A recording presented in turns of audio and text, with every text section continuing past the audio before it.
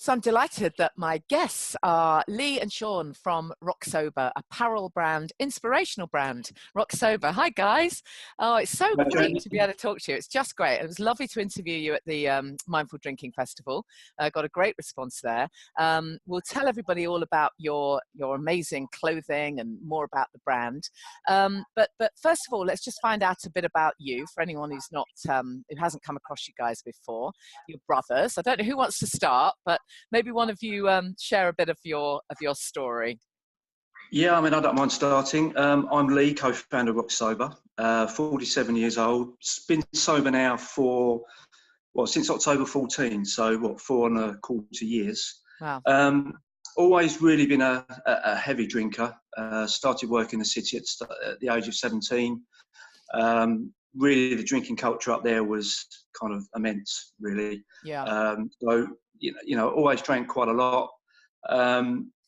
But to cut a very long story short, in June of 2014, the SHIT hit the fan and we both hit rock bottom. At the end of that was basically it. We hit rock bottom. Mental health problems as well exacerbated the situation, particularly, when we was under the influence of alcohol. Yeah. And really, really wasn't that good at all. So we got into a lot of trouble, both of us. It was then in October, this was in June 2014. In October 2014, I'd reached my limit and I'd reached my breaking point. And I just said, literally, enough is enough. I was out in town. I fell to my knees in tears and just said, I can't do this anymore. So the next day, on October the 14th, I said, that's it. I'm done. Yeah. It took Shaun a few more months after that for him to have his epiphany. Yeah. One of you ended up in a prison cell at one point, didn't you?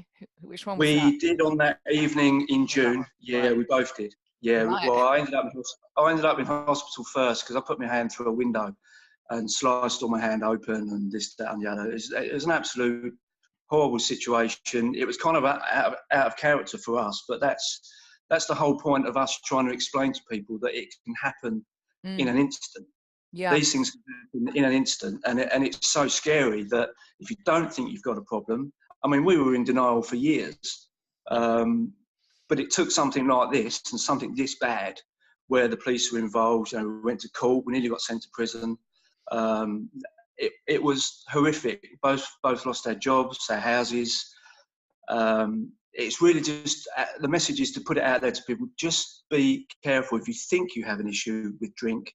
Try and address it before you hit that rock bottom, because absolutely. We were told so many times by our parents, by wives and girlfriends and everything else, like, Lee, Shaun, just calm down, you're drinking too much, you're going over the top.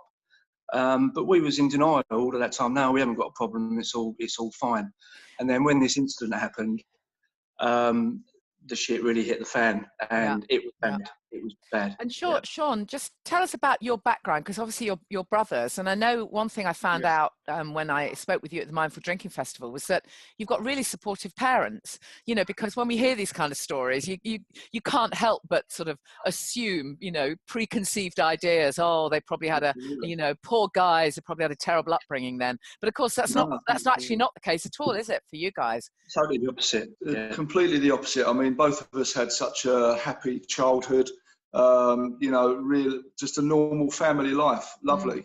I guess, there were early signs of anxieties and, maybe a slight glimmer of depression from a very young age, I guess. I can remember I used to get bullied at school. That was one of the things that kind of, I think, set me back slightly. And maybe one of the things that's added to the sort of drinking compulsion that took over me, really.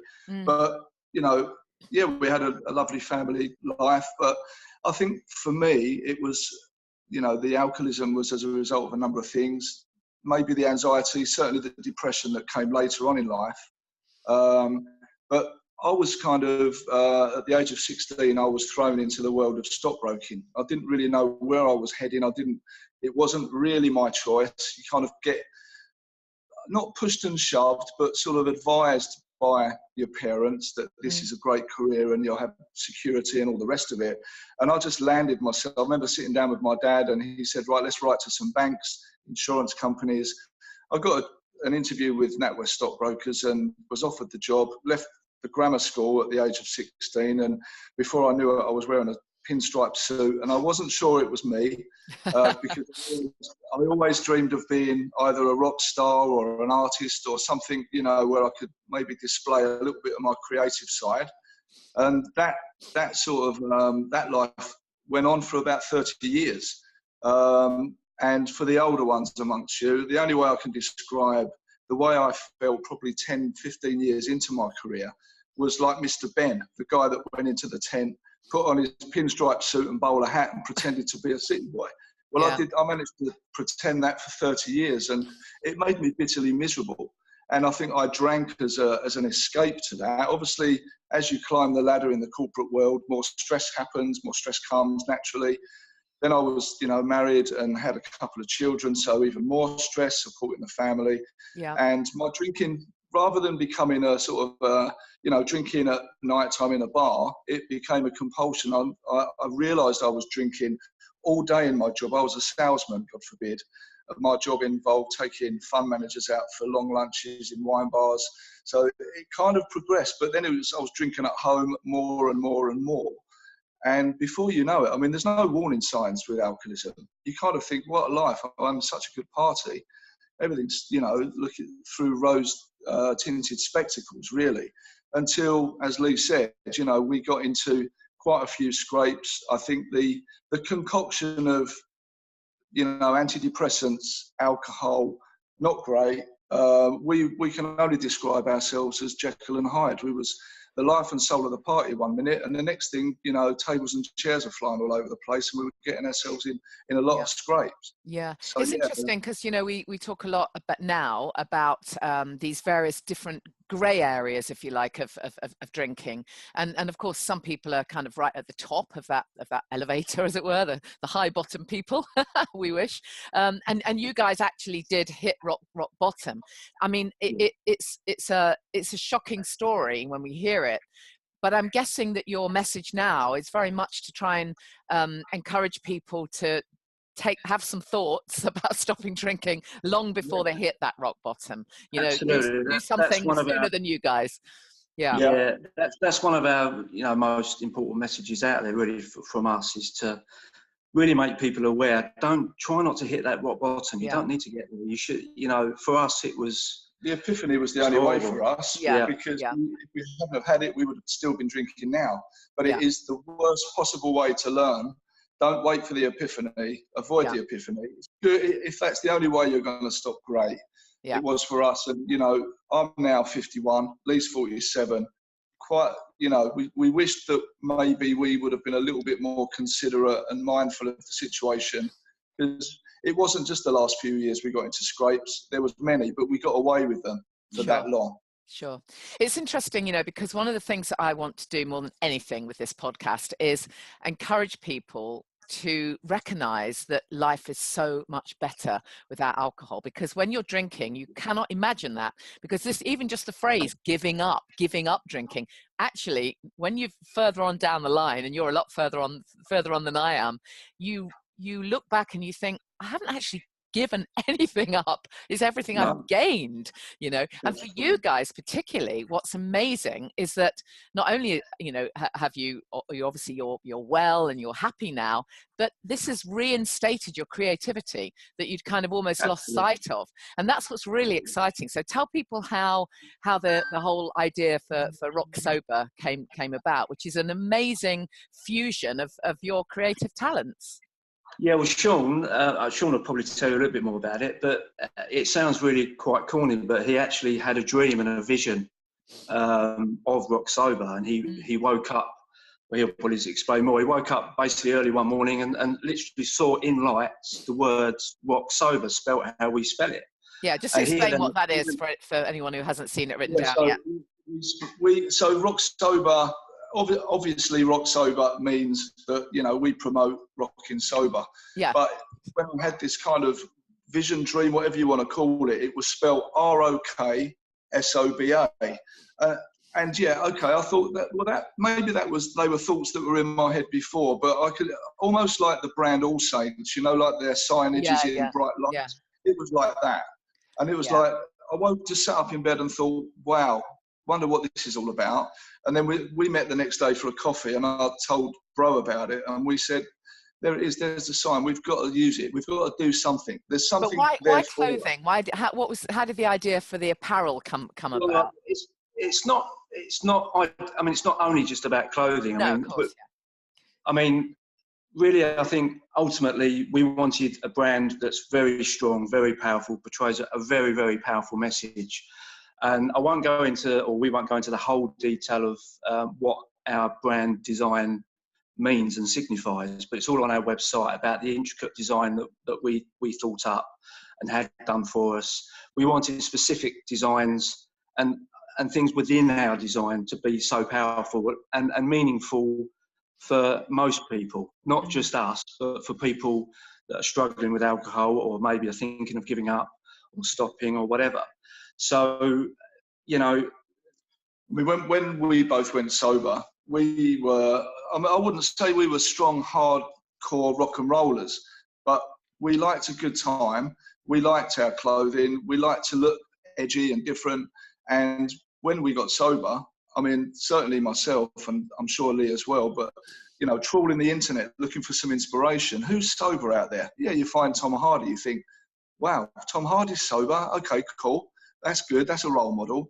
But what brands are out there where they can display their sobriety, maybe not in an obvious way, but in a discreet way. But you can wear that clothing knowingly that you know what it means. But to the rest of the world, it's just a rock and roll T-shirt. Yeah. That's why we didn't spell rock sober the way that you should spell it, because we want that element of, oh, let's think about what these guys are about.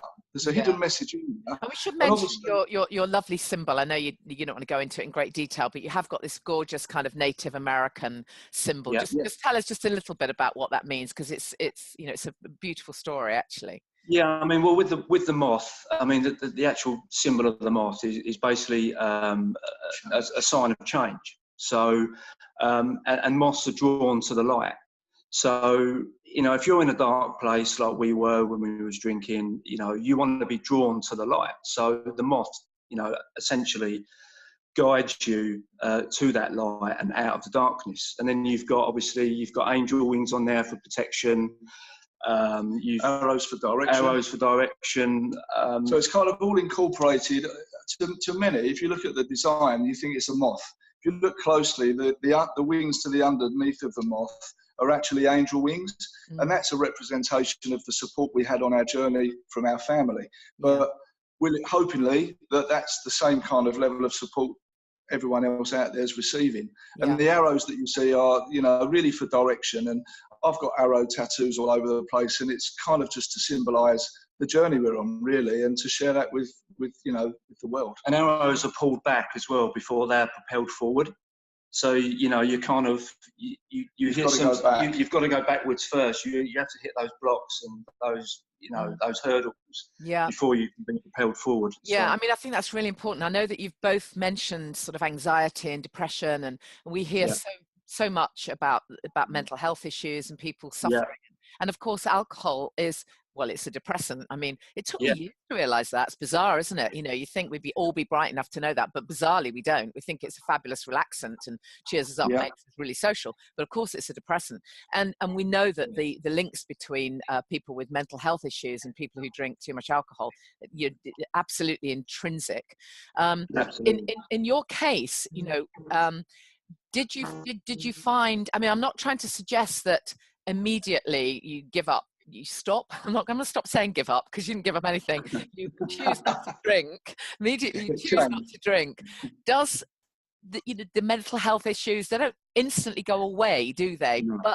But how did you find it? I mean, I'd be really interested to know what the path was for you there, because it would be great to be able to give hope, albeit realistically, to people who have these mental health issues, who feel at the moment that the alcohol is helping them, when actually we now know. Well, with me, Janey, from the age of 15, I was diagnosed with OCD, obsessive compulsive disorder. So my main traits then were the washing of hands. So I was convinced that my hands would be contaminated with germs and bacteria, and that I would get some awful disease and I would be dead the next week. So I used to continuously wash my hands throughout the day, throughout the night, where they used to get red raw and bleed, where I used to wash them so often.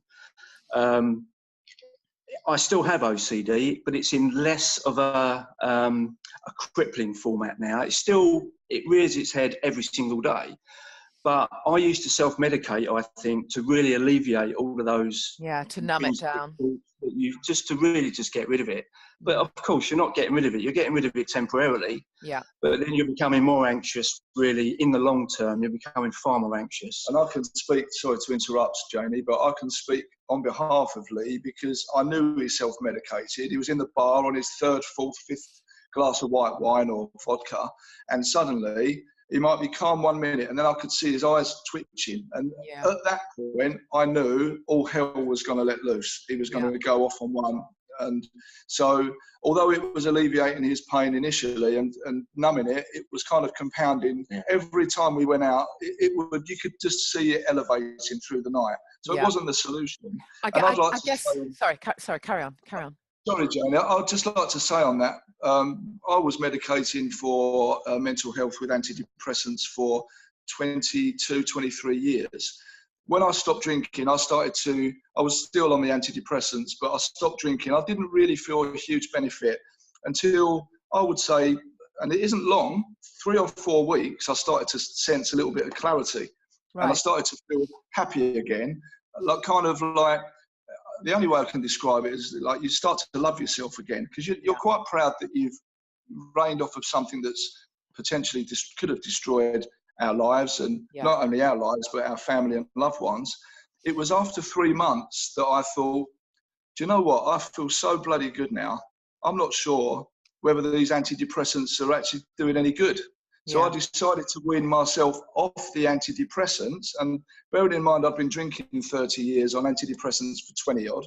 Yeah. After 3 months, stopping the antidepressants gradually, I haven't had an antidepressant. I haven't needed antidepressants for 3 years, 6 months now. And I've been on antidepressants for a good, probably half of my life. Amazing. So without the alcohol, that was obviously making me feel down. I was always chasing that high. So I would drink to make myself feel better. I'd feel worse for a while, wake up with a rotten hangover maybe, or miserable. So I would reach for the bottle in the morning to get that high back. But all I was doing was chasing my tail. Without the alcohol, your mental state, I would say mine's escalated. And it's probably, I'm in the best mental frame of mind than I've been probably as long as I can remember, to be fair. Yeah. I mean, the thing is now, Jane, I mean, I still struggle on a day-to-day basis with OCD in slightly different forms to what they used to be. And like I said, they're not as crippling as they used to be. I still am on antidepressants. I wish I could come off of them, and maybe I will. But the point is, you know, drink or coming off of drink will help you massively, without any shadow of a doubt. I mean, I once tried to take, it was a cry for help. I mean, I took an overdose of tablets on some vodka and this, that and the other, because I just couldn't face things any longer. But I see it as a cry for help. I don't see it as, maybe some people want to say, oh, you tried to take your own life or blah, blah, blah.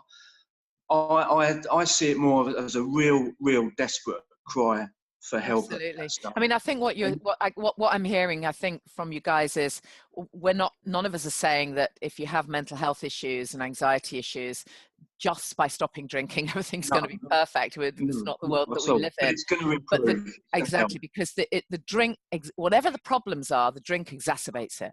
It doesn't matter what the problem is; it's going to make it worse.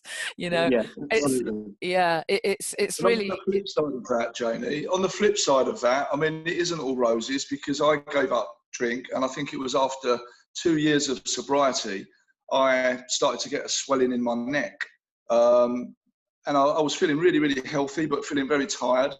And I went to the GP and then found out that I had an overactive thyroid. Yeah. And the GP asked me, well, did I drink? And I said, no, but I used to drink very heavily.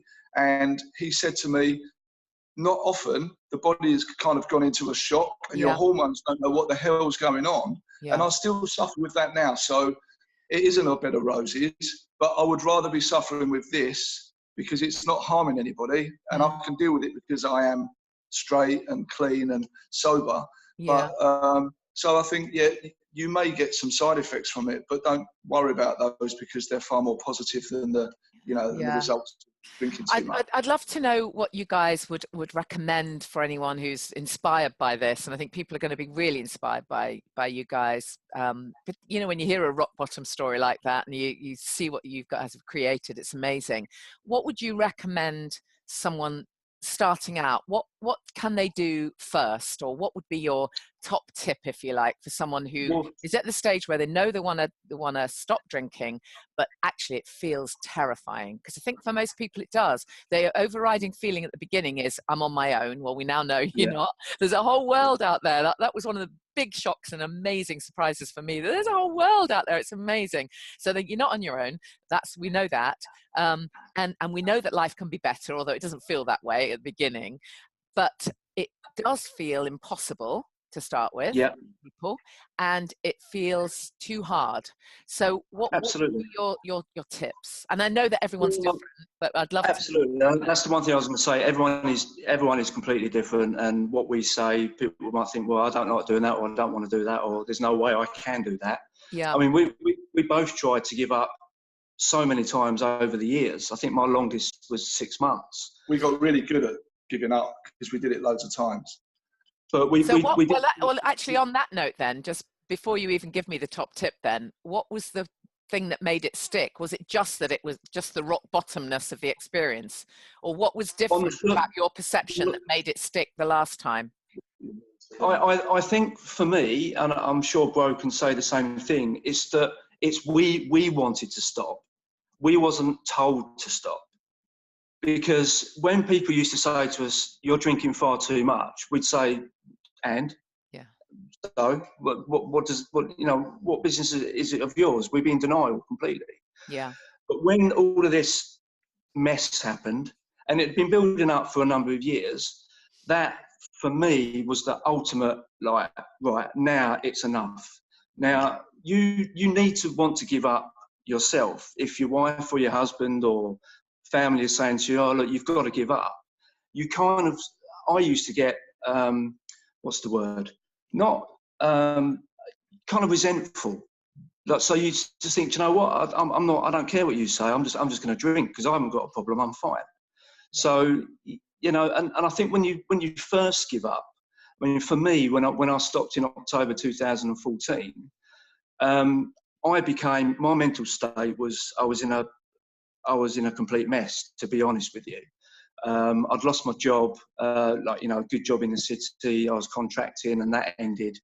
I was kind of a recluse for about 3 months until January, and then I just felt this urge to just try and get myself out of this rut because I wasn't getting anywhere. I wasn't doing anything, and I basically took up something that I'd always been very interested in, but really not got round to doing much about it because of work life, drinking life, this, that, and the other, was photography. So I took up photography, something creative, something that I could go out and I could, see different people, and it was mainly street photography. So it's very about real life and how people are and how they look, and you're trying to read people in their situation and take really meaningful, like, deep pictures of people and their everyday life. So I found photography extremely helpful, and since then self-published like a few photography books, which I'm proud of. I mean, with OCD, trying to self-publish a photography book, trust me, it is an absolute stress like you'd never believe. Making sure that everything's right and blah blah blah. But I did it. I got through it. I wanted to prove to myself that I could do it, not to anyone else. I wanted to prove to myself that, I could do my photography. I could take some good pictures. which is what I did. And so then in a way, what you're saying, it was almost you had some belief in yourself. Then we come back to that same thing of, you know, one thing the podcast talks about all the while is this sort of self-care and self-love and self-compassion. And by challenging yourself, giving you that amazing challenge, you got some belief in yourself, which was. It's quite tough to get into. It's quite tough though when you first give up. It's quite tough to get into that mindset. Of course. Because after what had happened to us, I in particular, and probably Shaun as well, just felt completely, I don't know, just the lowest of the low, basically, because we couldn't quite understand or comprehend what had happened to us and, you know, what we'd done and this, that and the other, and what the consequences were going to be. I mean, we didn't go to court for 2 years after the event, so we had to deal with all of the court proceedings.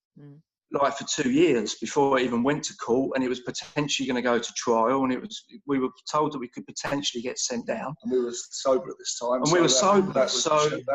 That was a challenge to try and cope with that. So would you say then that you would, I mean, what would be your self-care tip, if you like, or your top tip for people? Would it be to just find something that lifts your spirits, that makes you I don't know, makes the time pass quickly? Take time out for yourself. Take time out for yourself. My advice really there, and I struggle because we were both social people. We were both in jobs that was, you know, lunch breaks were social, down the pub, evening social. So it feels like you've had your arms cut off when you stop drinking, because you think, I can't be socially accepted anymore. So we both, obviously Lee went to do photography and probably was a bit more of a recluse because that was how Lee dealt with his side of it. But for me, I knew that I liked pubs because I liked the social aspects of pubs. And it's only really in the last year that I've been able to return to the pub and proudly drink my alcohol-free drink, or, you know, whatever it is I drink, but it certainly isn't alcohol. Yeah. But back in the day, sort of first thing I did, 1 month in, I actually invested in myself and bought myself a mountain bike. And I thought, because I'd lost my driving license due to drink driving, I thought, no, nothing's going to stop me. I'm going to buy myself a bike. I'm going to get myself fit. I'm going to ride to the local cafe every day. I was out of work at the time, and I started to really enjoy the cafe culture. I loved it. So it's kind of, not a public house, but before, it wasn't too long before I realised these are normal people in here. They're not stumbling out the door. There's no fights. This is like proper chilled out. Nice music. Sit there, getting inspiration on my phone. You know, I was always looking at ways to inspire myself, and coffee became a passion for me. And at the time, I was kind of out of a job, been made redundant in the software sales industry, which kind of stemmed from my banking industry. And I just thought, I don't want to do banking ever again. So then I went and got my hands tattooed and decided that if I got my hands tattooed, no one in the city would ever employ me. So you know, one of those to the city, because I knew if I go back to that job, I'm going to be straight back down the pub. Yeah. But I thought, I love the cafe life. I'm enjoying my cycling. And then what I decided to do was I did a little course in London with a friend of mine, an old schoolmate, and we both learned to be baristas. I learned to make coffee.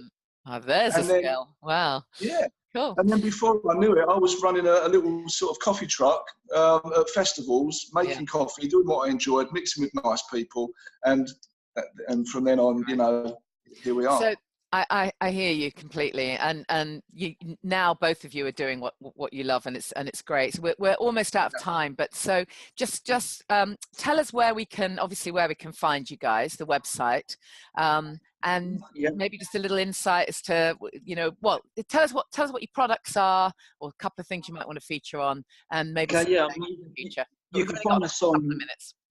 The website is rocksoba.rocks. That's ROKSOBA.rocks, ROCKS. At the moment, we sell t-shirts. You know, we've got vests. We've got our jewellery that we sell as well. Just things to really sort of help you on your journey. If it gives you inspiration, that's really what we want to do. We're injecting inspiration into our gear to try and help people out there. But we don't just want to limit it to clothing and jewellery. We've got lots of things in the pipeline this year in particular, which are, I mean, this month alone has just been ridiculously crazy on people coming to us, asking us to do things. And we're starting to sort of having to prioritise these things, because it is getting quite, it's brilliant, but we've got to keep our feet on the ground. We've got to take one self-care. Absolutely, You really absolutely. have. Yeah, we don't want to get back on the stressful burnt out. before. Yeah. But you know, one thing we've got brewing up, if you excuse the pun, is a collaboration with a beer company where we want to release our very own Soba beer. Very exciting. So excellent. that's going to be, hopefully, nothing's kind of sealed 100% yet, which is why we can't really mention any names or anything. It wouldn't be fair. But that hopefully will be available soon. There's some festivals, like there's a mental health festival that we hopefully will be involved in. Great. And there's some really key players as well, some key names out there that we're hoping to work with in the future. Cool. Sounds amazing. We're out of time, sadly. I could talk to you guys forever. But Lee and Shaun from Soba, thank you so much. I really, really appreciate you coming on the podcast. Thank you. No problem. Speak to you again soon. Take care. Thank you. Thanks, Janey.